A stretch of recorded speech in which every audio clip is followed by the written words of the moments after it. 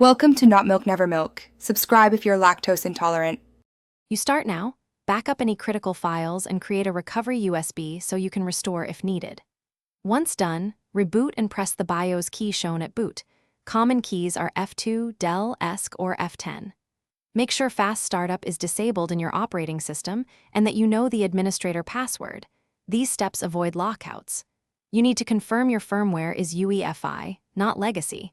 That distinction affects where secure boot options appear.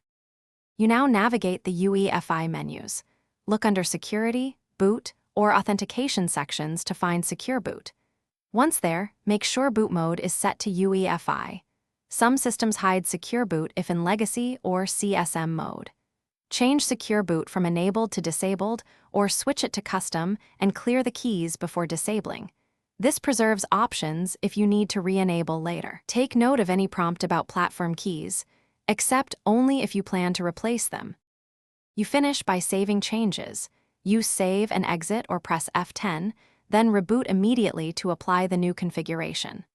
Once the system restarts, confirm the operating system boots normally and revisit firmware to ensure Secure Boot remains disabled. If the system fails to boot, use your recovery USB to restore the previous state or re-enable platform keys and Secure Boot temporarily to regain access. A key troubleshooting tip.